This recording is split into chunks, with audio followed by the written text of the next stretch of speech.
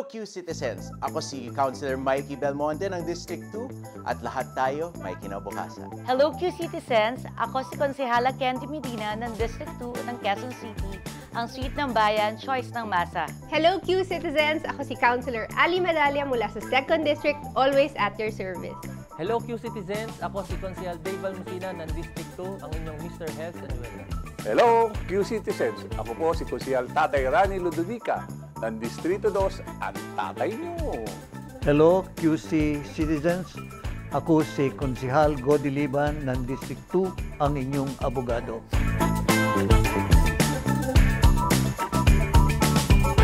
Ang favorite project ko ay mag-a-approve ng mga position, permanent position ng mga empleyado bilang member ng selection board. At ang mga projects, marami akong projects sa tagal kong naglilingkod dito sa Lungsod Quezon. Mula 1992, mga cover court, mga eskwelahan, mga kalye at iba pa. Ang major ordinance o resolution na aking nagawa ay yung pagpapasa at pag-approve ng annual budget ng ating lungsod nung ako'y naging chairman ng Appropriations Committee. Ang pinaka-paborito kong nagawa ko ay ang pagtatag ng Oplan Shelter House na nagbibigay bahay, kalinga sa mga kabataang napapabayaan o biktima ng problema ng kanilang pamilya. Pagbibigay ng pag-asa, pagbibigay ng edukasyon, at pagbibigay ng tahanan, at higit sa lahat, pagbibigay ng pagmamahal. Ang paborito ko ng mga ordinansa ng aking pong nagawa ay ang pagmamandato sa lahat ng magulang na pagpaaralin ang kanilang mga anak dahil naniniwala po tayo na ang edukasyon ang pinaka-importanting panlaban sa ating kinabukasan. Pinakapaborito kong resolusyon na aking nagawa ay ang resolusyon na pananawagan sa mga membro ng Law and Order Cluster na magmumultitasking sa kanilang tungkulin para lalo nating ma-implement ang lahat ng batas at higit sa lahat magkaroon ng kapayapaan ang ating lungsod Quezon. Ang mga project kung saan ako pinaka-proud, bukod pa sa mga infrastructure projects tulad ng mga drainage declogging, street lighting, tsaka road and drainage improvement, ay yan po yung mga proyekto tulad ng aking maintenance medicine program, na naghahatid ng maintenance medicine sa ating mga senior citizens sa kanilang mga bahay. At yun po ang aking buhay at bahay service caravan na hindi lang naghahatid ng mga medical services tulad po ng mga lab tests at iba pa, pero nilalapit rin po yung mga key shelter agencies at yung mga ibang related po pagdating sa pabahay para sagutin rin yung mga hinaing ng mga taga-Distrito 2 pagdating sa katiyakan sa paninirahan. At sa aking mga ordinance at resolution, yung mga pinaka-malapit sa aking puso, ay proud ako sa pag-file ko ng establishment ng negosyo centers dito sa Quezon City. At yan po yung isa sa mga sa pag-file ng Magna Carta for Micro, Small and Medium Enterprises para naman sa mga maliliit na negosyo natin para lalong lumago at magkaroon ng mga tax exemptions. At ngayong term ko naman ngayon ay proud ako na yun, napasa na yung Maintenance Medicine Ordinance, na ito yung ginagamit na format sa ating mga health centers sa pag-distribute ng mga maintenance medicines. At yun po, nagiging daan rin po yung mga fina-file rin po nating mga resolution pagdating naman po sa direct sale program ng lungsod para naman po sa socialized housing ng mga nangangailangan sa Quezon City. Bilang chairperson ng Committee on Small Business, isa sa aking pong paboritong programa yung pamimigay ng mga food carts sa aking pong kadistrito. Sapagkat ito ay nakakapagbigay ng pangkabuhayan at sa pamamagitan ng food cart na to, yung ibang tao po dito ay nakakapag-aral, nabubuhay po nila yung kanila pong pamilya, nakakatulong sa mga bawat pamilya po ng ating pong kadistrito. Isa sa aking pong paboritong ordinansa, nung first term ko po bilang konsehal, yung pagpapatayo po ng Quezon City Protection for Women and Children. Ito po ay isang one-stop shop na nakalocate sa Quezon City General Hospital. Ito po yung mga sumbungan ng minaltrato ng mga kababaihan. Kung ikaw yung isang babae na minaltrato ka ng iyong asawa, ito po ay dito ka lang pupunta, may abogado na dito, may doktor, at kung ano man ang kailangan mo, dito ka na lang pupunta. At yung mga kabataan ng mga inaabuso, so ito lang po yung pupuntahan mo, yung Quezon City Protection for Women and Children natin. Isa rin po tayo sa naging co-author ng yung pagbabawal po ng plastic dito po sa lungsod ng Quezon. Si Majority Floor Leader po, Councilor Doray del Armente, ang sponsor po dito, kasama po ang inyong lingkod, ang co-author. At syempre po, isa pa rin po sa aking ordinansa, yung pamimigay po ng clearance sa mga ambulant vendors. Bilang chairperson nga po ng small business, gusto ko po na matiyak ang kalusugan ng mga kabataan po natin. Yung mga nag-aaral po ng mga estudyante, gusto ko paglabas nila, I'm sure kung kumakain po sila, gusto ko po malinis yung kanila pong kinakain, di ba? So mas maganda may permit yung mga nagtitinda po ng mga pagkain. So isa po yan sa ating pong nagawang ordinansa na nire-require po sila na magkaroon ng permit. Siguro isa sa paborito kong programa ng aming tanggapan na hanggang ngayon ginagawa namin at sinimulan ko many years ago ay yung ating community pop-up library. It is a culmination ng akin pong advokasya bilang isang public servant. Ang pangunahin nating gustong sagutin ay yung literacy ng ating pamayanan at ng ating mga kabataan. Dito sa community pop-up library, marami tayong activities na ginagawa pero yung highlight is the presence of Molly the Mobile Library. Sa pamamagitan ng bus na ito na umiikot sa iba't ibang lugar sa ating distrito, nabibigyan natin ng pagkakataon yung mga kabataan who otherwise cannot go to the library na ma-experience paano nga ba yung joy na nararamdaman natin pag nagbabasa tayo ng libro at maraming discoveries na nagagawa. During the activity, meron tayong puppet show, storytelling, at kasama na rin yung mga magulang kasi gusto natin bahagi sila ng ating programa at maiuwi nila yung love of reading at learning sa kanilang mga tahanan. I think that would best describe my advocacy as an education leader. Siguro sa aking mga ordinansa at resolusyon, ang pinaka-paborito ko talaga ay yung ating conversion ng Quezon City Polytechnic University at naging ganap na university o Quezon City University. Dahil nagbukas ito ng maraming pinto para sa ating pamantasan na maging mas malawak yung ma-offer nila. Dati, 4 lang na kurso yung na-offer ng ating pamantasan dahil dito sa ating ordinansa. Ngayon, kinikilala na ito sa isa sa pinakamagandang local university sa Pilipinas with 7 courses at nadadagdagan pa. At ang pangarap ko talaga ay lalong lumawak at lumaki ito nang sa gayon marami sa ating mga mamamayan ang makapag-aral at makatapos ng kolehiyo. Ang pinakapaborito kong programa ay ang aming health and wellness, na kung saan ay nagbibigay po tayo ng mga libreng medical services tulad ng libreng ultrasound, ECG, 2D echo, blood chem, urinalysis, eye refractor, x-ray at CBC. So lahat ng pong yan ay binibigay po natin na libre sa lahat ng nangangailangan ng ating mga nasasakupan. Kami po ay naniniwala na prevention is better than cure. At para malaking tipid na rin po para sa aming nasasakupan at nang sa ganun ay ma-double check po namin ang kanilang kalusugan. Para naman po sa aking paboritong resolusyon o ordinansa ay binibigyan po namin ng power ang barangay para mag-inspect ng mga bodega o warehouses sa mga nasasakupan nila para ma-prevent po ng barangay ang pag-hoarding o pag-smuggle doon sa mga warehouses na nasasakupan nila.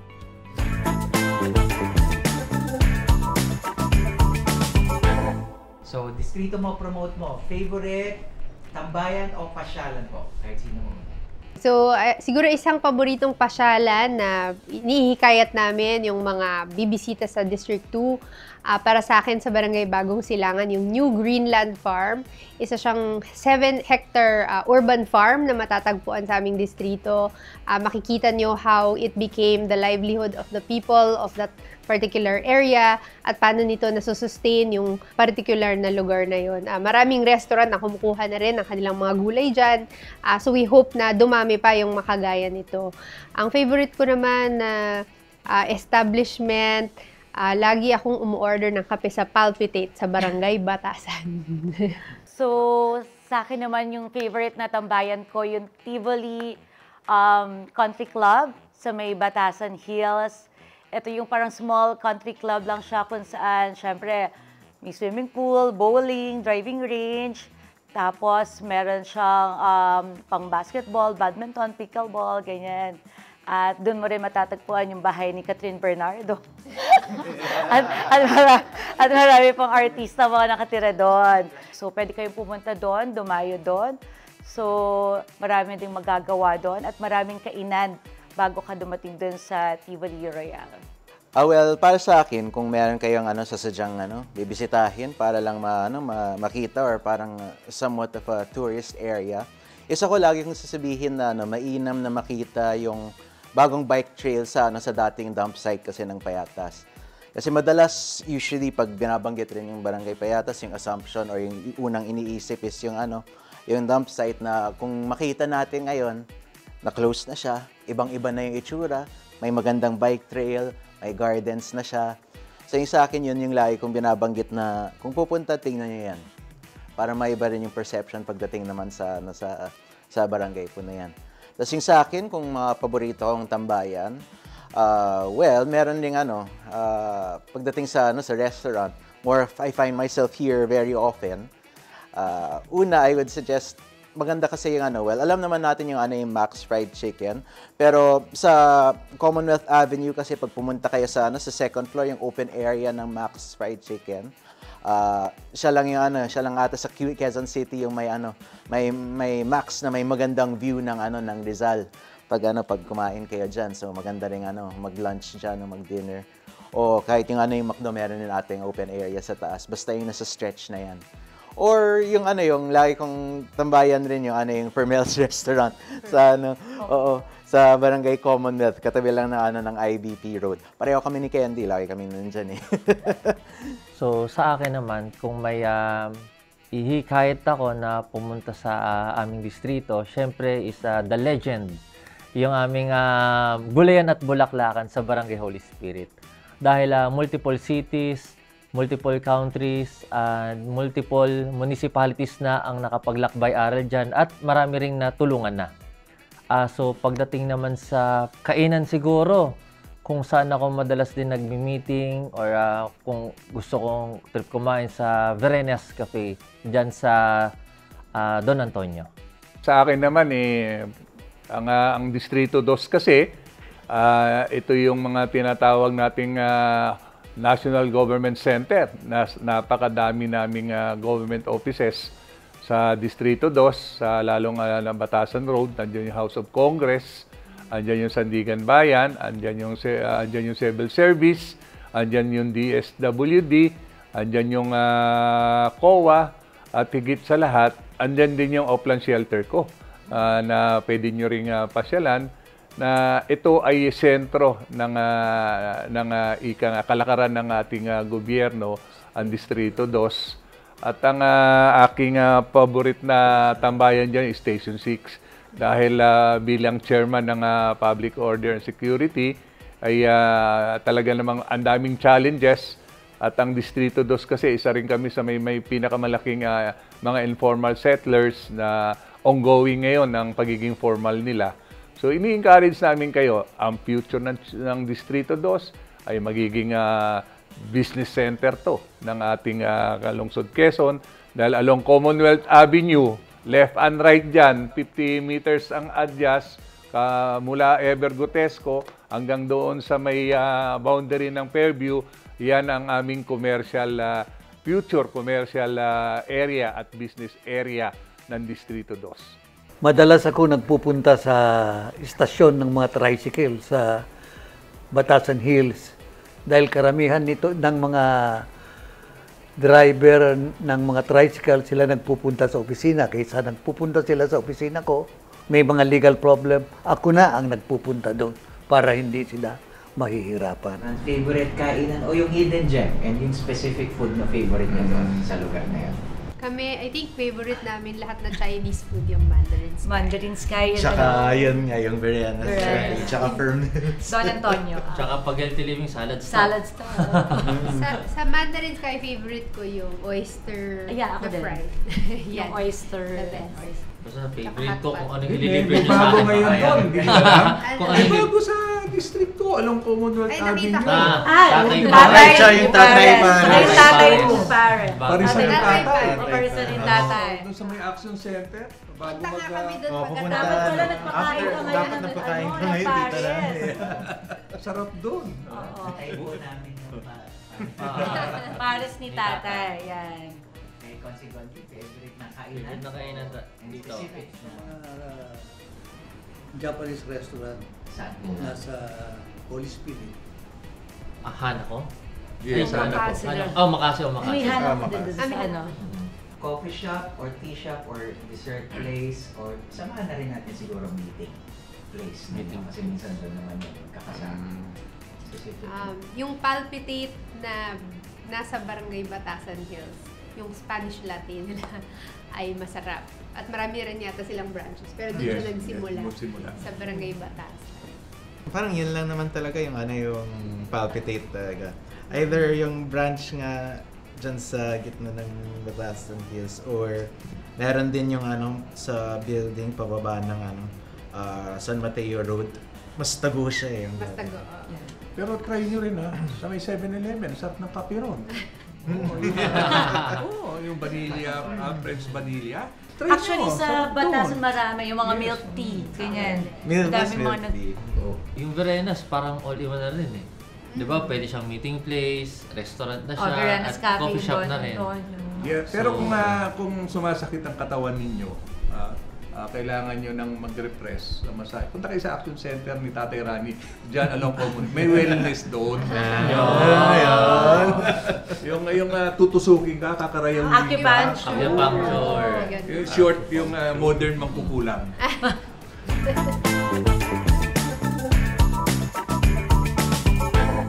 Gusto sanang makamit sa District 2 sa future. Bilang chairman rin ng Urban Poor and Human Settlement City Council. Talagang yung isang pressing na issue talaga is yung amount of informal settler families na yun naman talaga yung tina-target rin ng city para mapawasan.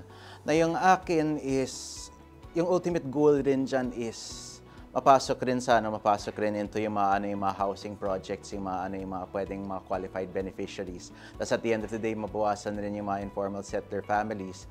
Pero yung akin rin is hindi lang basta yung pagtayan ng struktura o yung paglagay ng tao sa loob ng mga units. Pero yung akin rin is also pagdating sa handling tsaka yung feeling of ownership rin pagdating rin sa mga communities na parte rin sila ng inaayos na socialized housing at meron silang sense of ownership sa mga paglilipatan nila. And yung assurance rin na pagdating rin sa mga surrounding communities ay lahat ng pangunahing pangailangan rin ng mga taga-distrito dos ay mabigay rin. Kasi hindi lang pwede basta-basta na pabahay lang o pagtitirhan lang.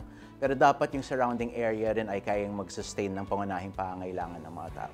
Sana marami pang mga kabataan or mga solo parents na magkaroon ng pangkabuhayan.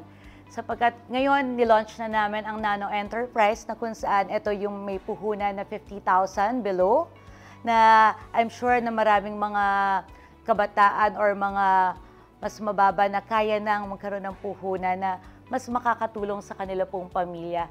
At I'm sure yung mga kabataan natin ngayon, ang daming mga idealistic, 'di ba? Nakikita naman natin pagdating sa mga TikTok or Facebook, ang daming mga kabataan na mga live selling, 'di ba?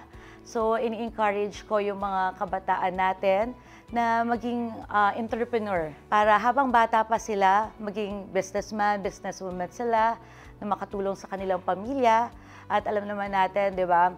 Yung iba nagsisimula sa murang edad. Yung ibang mga kabataan at 17 years old, meron na isang negosyante. At ito, nagsisimula sa isang parang kangkong chips. Tapos simula na ng lumago na yung negosyo niya. So gusto ko po na matutunan ng ating po mga kadistrito na maging entrepreneur. So yun yung gusto ko na matutunan ng mga tiga-distrito 2 na magkaroon ng magandang pangkabuhayan. Simple lang yung pangarap ko para sa ating mga kadistrito at yun ay mabigyan ng equal opportunity ang lahat para sa isang masagana at produktibong pamumuhay. At nagsisimula yan habang sila ay bata. Meron tayong panukala na first 1,000 days kung saan sinisiguro natin na ang bawat bata, bawat sanggol mula sa panahon ng kanyang pagpapanganak mula sa kanyang ina ay nababantayan at napapangalagaan. At syempre tuloy-tuloy ito sa pagkakaroon ng kalidad na edukasyon, hindi lang sa ating mga pampublikong paaralan, ngunit hanggang kolehiyo. So, I think yan yung isa sa susi para sa isang masaganang pamumuhay at yan ang pangarap ko at patuloy kong tinatrabaho para masiguro para sa bawat kabataan ng Lungsod Quezon at lalong-lalo na sa Distrito 2. Dahil napakalaki ng District 2 in terms of area and population, sana mahati muli, kagaya na nangyari noon nung hinati yung District 2 into 3 districts. Of course, sa tulong ng mga konsyal, ng mga opisyales. Ang problema, maraming mga areas doon na ayaw mahati. Sana yung objection ng mga naninirahan doon, yung mga kapwa nating konsyal, yung mga opisyales ay magbago para sa ganun lumawak yung District 2. There will be more people to take care of their problems and needs. Pangarap ko sa Distrito 2 na ito yung tinanggurian naming pinakamalaking distrito ng aming lungsod, pero 70% ng aming pong populasyon ay mga informal settlers. Sana matapos na yung Republic Act 9207 na sa pagpapabigay ng mixed use na ma-award na sa more than 80,000 families ang kanilang paninirahan na maging formal na. Dahil pagka formal na ang kanilang paninirahan, iisa na lang ang aking tunay na pangarap na sana lumago na ang kanilang hindi lang pamumuhay kundi yung values din ng aking distrito at ang maibigay ang tunay na pag-develop. Dahil ang Distrito 2, ito na lang yung mayroon kaming tinatawag naming hidden na commercial area from Evergotesco down to Fairview along Commonwealth Avenue, left and right. Yung Commonwealth Avenue dyan, setback niyan 50 meters left and right, yan ay supposed to be commercial. At along IBP Road, the same time, may mga commercial din po dyan.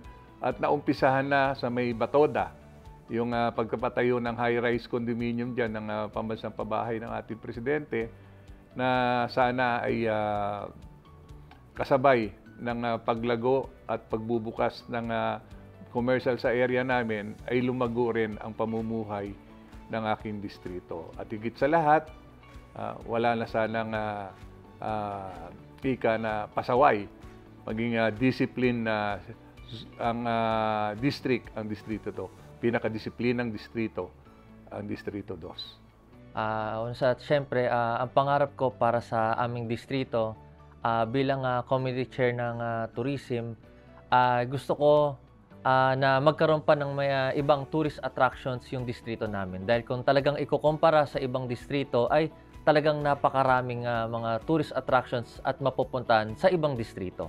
Kaya sana mas dumami pa at hindi mapag-iwanan ang aming distrito. Pagdating naman po sa health and wellness, ang pangarap ko para sa aming distrito ay marami pang matulungan